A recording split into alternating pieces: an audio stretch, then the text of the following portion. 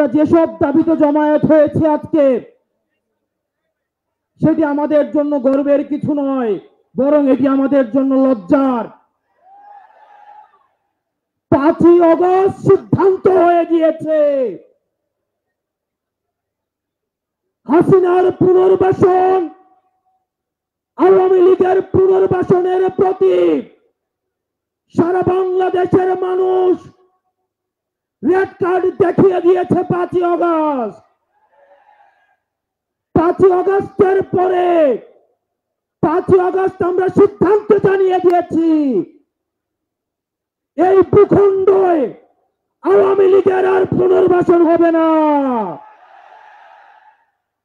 যেই আওয়ামী লীগ আমাদের দাড়ি টুপিওয়ালা ভাইদেরকে বাইতুল মুকাররমের সামনে থেকে টেনে টেনে রাস্তায় নামিয়ে এনেছিল, সেই আওয়ামী লীগের আর পুনর্বাসন হবে না।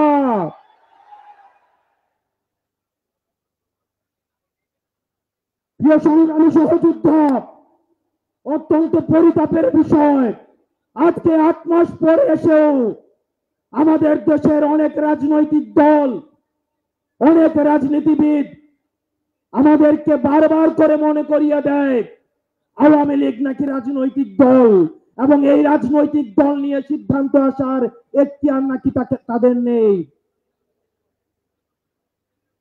ডক্টর মোহাম্মদ ইউনূস গত কিছুদিন আগে বলেছেন আগামী নির্বাচনে আওয়ামী লীগ অংশগ্রহণ করবে কি করবে না সেটি সিদ্ধান্ত নাকি আওয়ামী লীগের।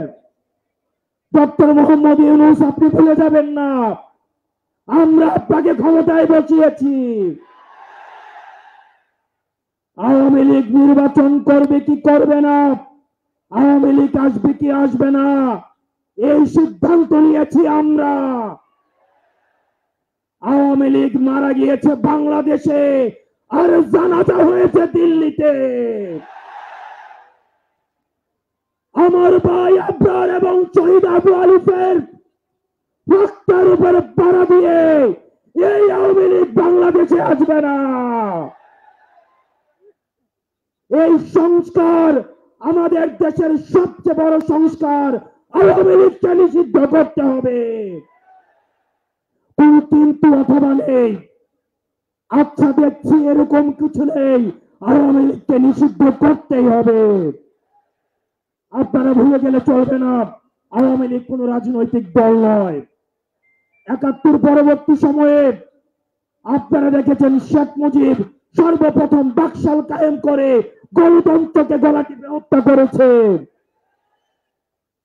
এই বাকশালী দিয়ে ৩০,০০০ জাসদ কর্মীকে হত্যা করে সারা বাংলাদেশে কসাইতন্ত্র কায়েম করেছে। আওয়ামী লীগের লুটপাটের কারণে আপনারা দেখেছেন ৭৪-এর দুর্ভিক্ষে ১৫ লক্ষ মানুষ মারা গিয়েছে।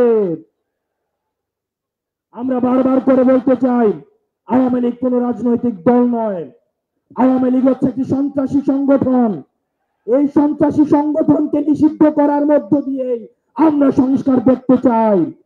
একই সাথে সাথে শাপলায় যে হত্যাকাণ্ড হয়েছে, আমরা আপনাদের কাছে অনুরোধ জানাবো, এই শাপলা হত্যাকাণ্ডে যারা শহীদ হয়েছে, আজকের এই মঞ্চ থেকে এই শহীদের লিস্ট আপনারা জাতির সামনে প্রকাশ করুন। একই সাথে সাথে হাসিনার এই ফাঁসি না হওয়া পর্যন্ত প্রয়োজন হলে আমাদের শেষ রক্তবিন্দু দিয়ে এই তরুণ প্রজন্ম আমরা হাসিনার ফাঁসি নিশ্চিত করা পর্যন্ত আমরা আন্দোলন চালিয়ে যাব।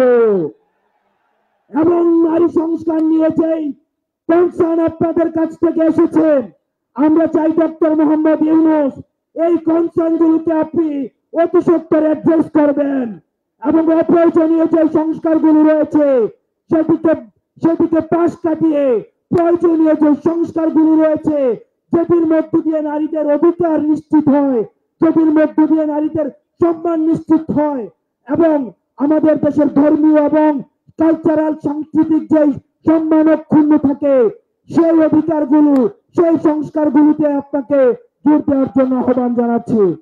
আপনারা ভালো থাকবেন, সুস্থ থাকবেন, হকের পথে, হালালের পথে, সত্যের পথে আমরা এনসিপি আপনাদের সাথে সবসময় রয়েছি। ইনকিলাব, ইনকিলাব, ইনকিলাব। আসসালামু আলাইকুম ওয়া রাহমাতুল্লাহি ওয়া বারাকাতুহু।